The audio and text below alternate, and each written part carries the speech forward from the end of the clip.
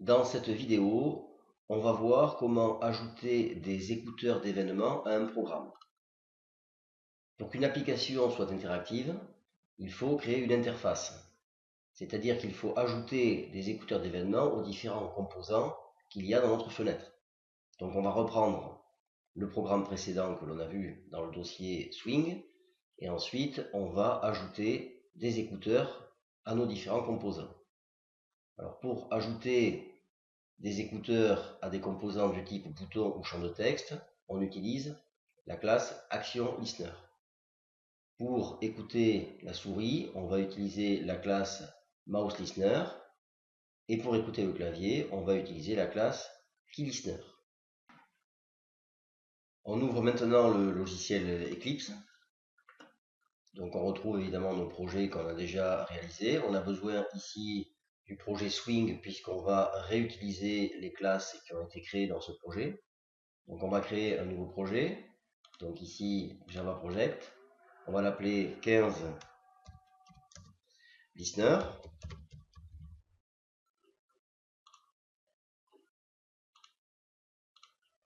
Ensuite, on va importer tout le contenu du dossier 14 Swing dans le dossier 15 Listener. Donc pour ça, on va se mettre ici sur 15 Listener. On va faire un clic droit. On va faire Import. Ensuite, ici, vous avez toutes les possibilités. Vous allez dans l'onglet Général. Ensuite, vous choisissez File System. Next. Ensuite, ici, il va falloir aller chercher l'endroit où est stocké notre dossier Swing. Donc, Boss. Alors, moi, il est sur le bureau. Il est dans le dossier qui s'appelle Prog Eclipse. Donc, j'ouvre Prog Eclipse. Ici, je vais chercher Swing qui est ici. Je fais OK. Ici, il me demande ce que je vais importer. Vous voyez que je retrouve tout le détail de ce que j'ai ici. Donc, j'importe tout.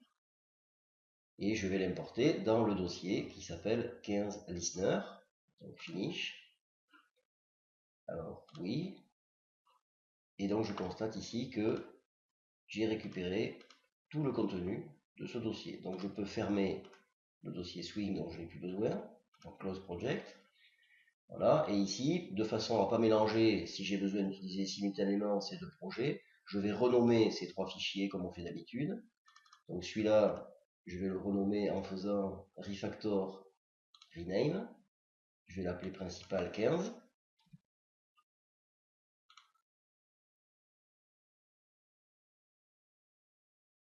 Alors ensuite, donc ça on s'en fiche. Ensuite ici, fenêtre, on va faire la même chose, on va l'appeler fenêtre 15, donc on va faire refactor rename. On va l'appeler fenêtre 15.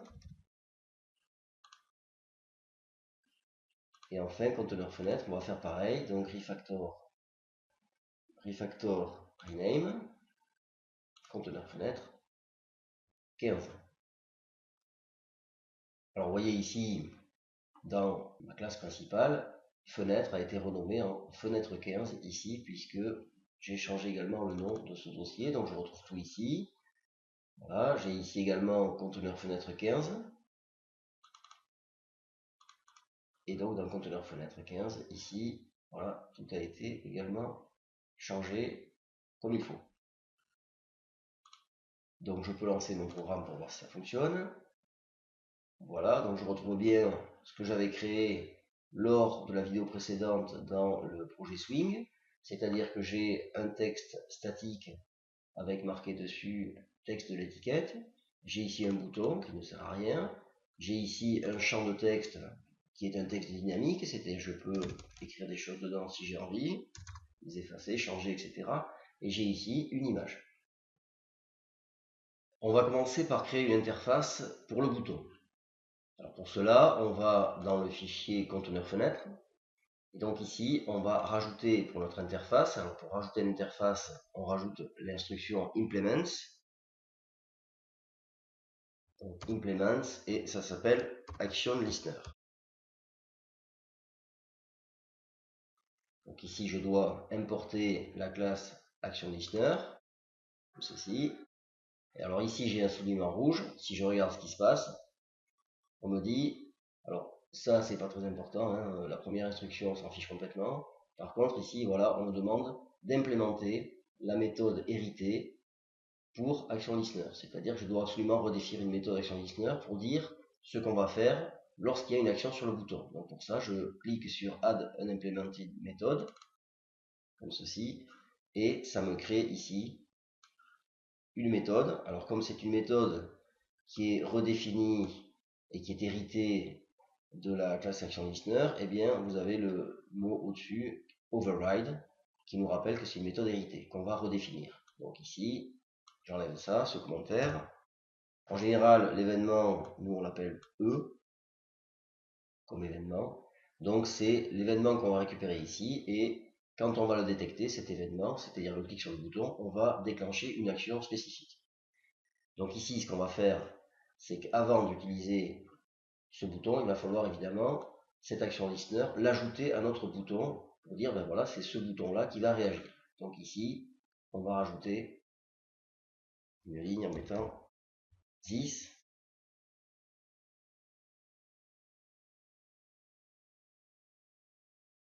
Donc on va aller chercher notre bouton et on va lui ajouter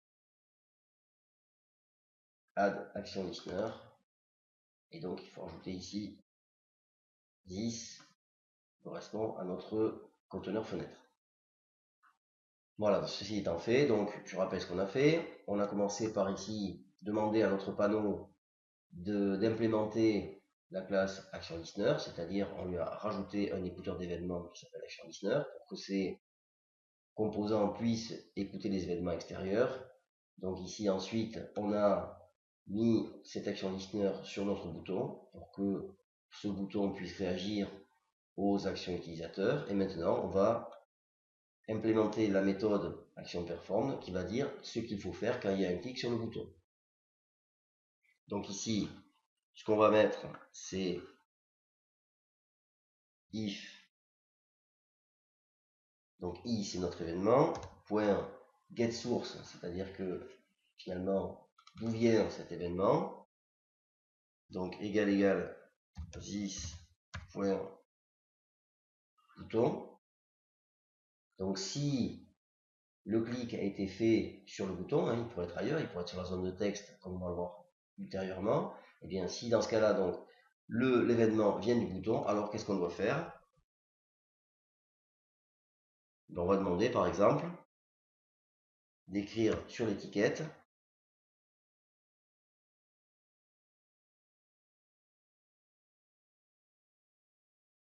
on va mettre par exemple le message on a cliqué sur le bouton.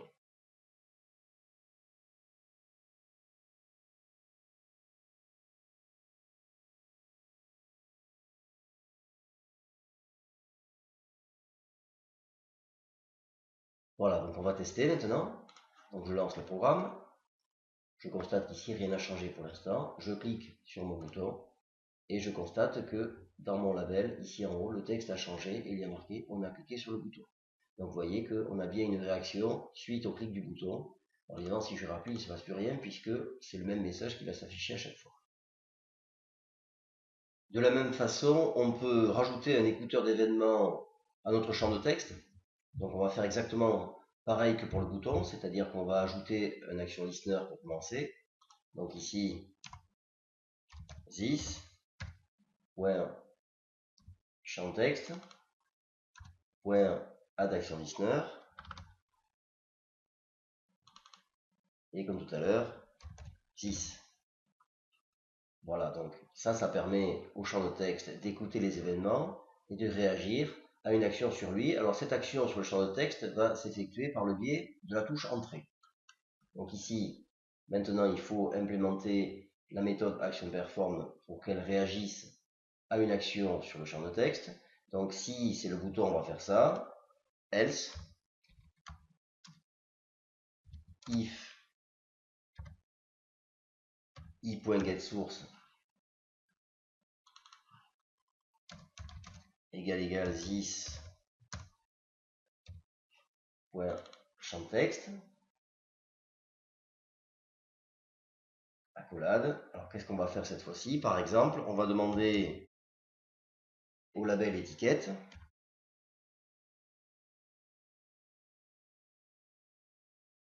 d'afficher le texte qui est contenu dans le champ de texte. Donc set texte, et ici on va mettre this point champ de texte point get text. Donc ici en fait, lorsque on va appuyer sur entrée et que on sera dans le champ de texte, ce qui va se passer, c'est que l'étiquette va afficher le contenu qu'il y a dans le champ de texte. Alors on teste. Donc ici je vais afficher par exemple bonjour, entrée, et vous voyez que lorsque j'appuie sur entrée et que mon curseur ici est clignotant, donc c'est-à-dire que c'est ce composant là qui est sélectionné, et bien à ce moment-là, j'ai l'étiquette qui affiche le texte bonjour. Maintenant, si je mets autre chose, par exemple, j'efface, entrée, et vous voyez que comme il n'y a rien, ça affiche rien, je peux afficher ce que je veux, etc. Entrée, chaque fois, ça affiche mon texte dans l'étiquette. On va maintenant ajouter une interface pour la souris. Donc pour ça, on va rajouter ici, virgule, et on va mettre mouse listener.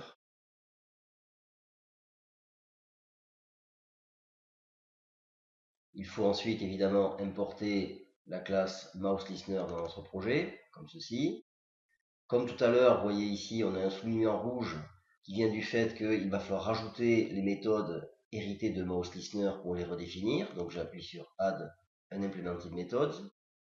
Et donc ici, ça me rajoute tout un tas de méthodes. Alors il y en a plusieurs dont on ne va pas se servir. Nous, on va simplement utiliser la méthode mouse released. Donc celle-ci, on va la garder.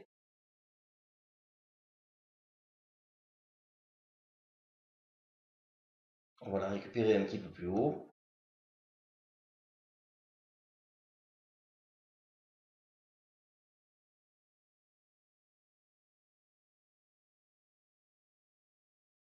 Voilà. Et quant aux autres méthodes, on s'en occupe pas. Donc, on va ici les réduire de façon à ce qu'elles ne nous gênent pas. On n'y touchera pas.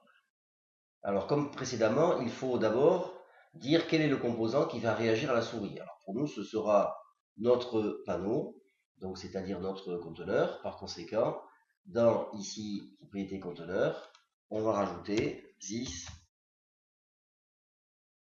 point, et cette fois-ci, ce sera add mouse listener. Et comme tout à l'heure, this. Donc ça permet à notre conteneur de réagir aux clics de souris, c'est-à-dire d'entendre les clics de souris. Maintenant, on va implémenter la méthode mouse released, c'est-à-dire que lorsqu'on va relâcher le bouton de la souris, le bouton gauche, eh bien, ça va déclencher une action. Alors, par exemple, this.image image label .setBounds. Donc ici, on va mettre, donc ce qu'on va faire, c'est qu'on va déplacer l'image à l'endroit où on a cliqué avec la souris. Alors pour ça, il faut récupérer l'endroit où on a cliqué. Donc pour ça, c'est l'événement E qui va nous le dire. Donc on va mettre E, point, ici getX, c'est-à-dire ça c'est l'abscisse de l'endroit où on a cliqué. Ensuite, on va mettre E.getY, ça c'est l'ordonnée de l'endroit où on a cliqué. Et ensuite, on va afficher donc l'image. Donc ça, c'est l'endroit où on va afficher l'image. Et il faut mettre également la largeur de l'image et la hauteur de l'image, comme on l'a vu dans la vidéo précédente. Donc ici, pour ça, on va mettre this.imageLabel. Alors, on va récupérer la largeur de l'image. Pour ça, on va faire get width. Alors, on aurait pu évidemment mettre directement ici 64, puisqu'on sait que notre image qui est ici, elle fait 64 par 64. Mais si on ne s'en souvient pas, ou qu'on veut quelque chose qui soit extensible à d'autres images, eh bien on peut simplement aller récupérer la largeur de l'image avec l'instruction getWidth. Et on va faire la même façon pour récupérer la hauteur de l'image.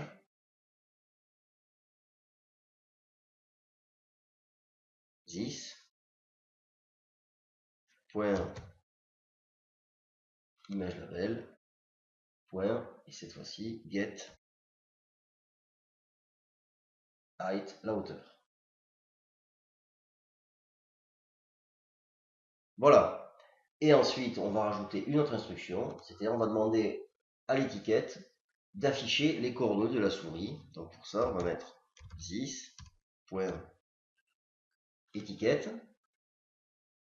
.setText. Donc ici, on va mettre un message, position de la souris,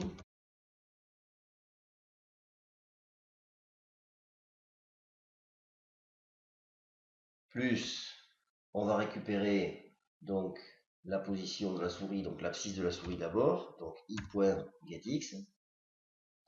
Alors ça marche pas parce que j'ai oublié évidemment de mettre les guillemets de fermeture, voilà. Donc i.getX,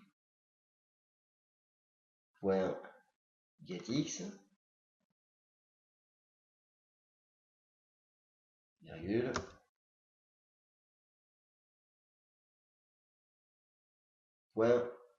.gety. Voilà, on peut maintenant tester. Donc je lance l'application.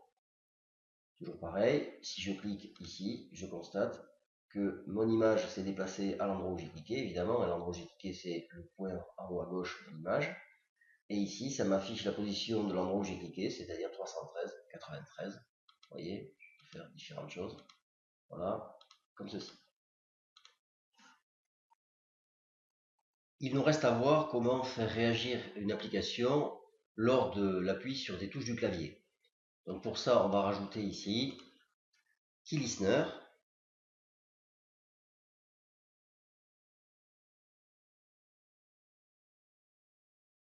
Comme toujours, il faut importer la classe KeyListener. Ici, on a encore un soulignement rouge puisqu'il va falloir ajouter les méthodes nécessaires, voilà comme ceci. On va avoir ici en bas, donc vous voyez qu'on a tout un tas de méthodes qui se rajoutent. Alors nous, on va simplement s'intéresser à la méthode qui release, c'est-à-dire que lorsqu'on relâche la touche du clavier, ça va déclencher une action, donc je la récupère, donc couper, je vais la mettre ici. Voilà, je la colle à cet endroit, comme ça je l'aurai plus facilement accessible. Celle d'en bas, on s'en occupe pas. Donc ici, toujours pareil, je mets E pour le nom de l'événement. Alors évidemment, c'est le panneau qui va réagir aux actions clavier, donc c'est à lui qu'on va rajouter un add KeyListener. Donc ici, je rajoute this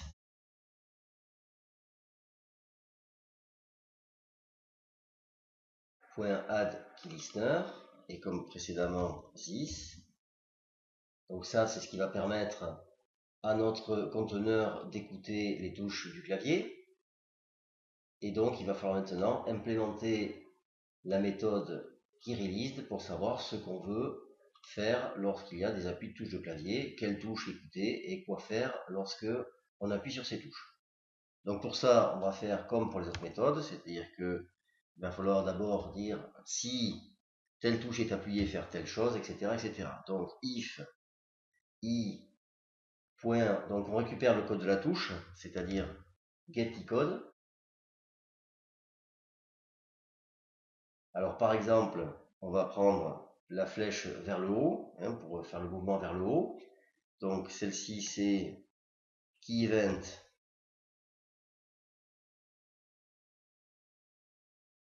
Point, alors vous voyez ici vous avez les codes de touche. Donc la flèche vers le haut c'est VKUp.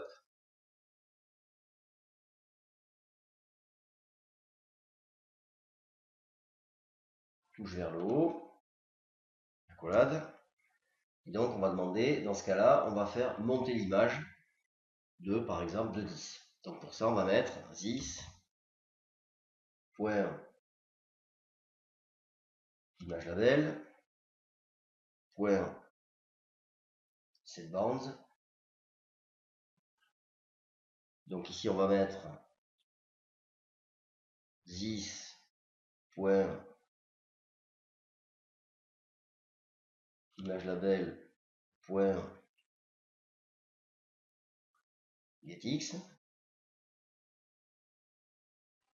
Donc ici ça veut dire que l'abscisse de l'image ne bouge pas, hein, puisque ça c'est la touche vers le haut, donc on va simplement faire monter l'image. Par contre ici on va modifier ça, donc on va mettre this point image label, point get y, et ici on va mettre -10. Ici toujours pareil, on ne touche pas ni la largeur ni la hauteur, donc this point image label, point width, et ici de la même façon on ne touche pas la hauteur, donc this point image label, point get 8. Voilà ceci.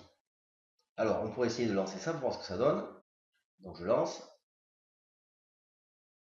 donc comme d'habitude, et j'appuie sur la flèche vers le haut, et je constate qu'il ne se passe rien.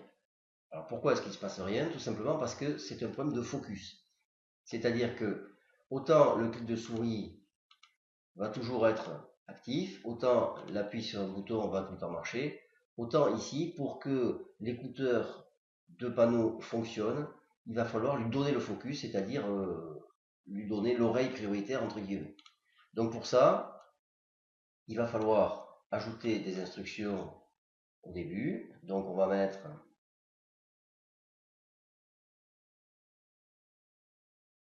this point set focusable true. Donc ça lui permet de récupérer le focus, c'est-à-dire finalement d'être prioritaire dans l'écoute de l'événement. Et ensuite, il va falloir mettre ici this point request focus in window. Alors ça, ce sont donc les instructions qui permettent de récupérer le focus dont on a besoin pour écouter les événements. Donc je lance maintenant l'application et je constate que cette fois-ci, vous voyez que si j'appuie sur la touche flèche haute, eh bien j'ai mon image qui monte. Alors on peut éventuellement, si on souhaite, rajouter bien évidemment flèche gauche, flèche droite et flèche dessous. C'est ce qu'on va faire. Alors pour gagner un peu de temps, je vais copier-coller la méthode.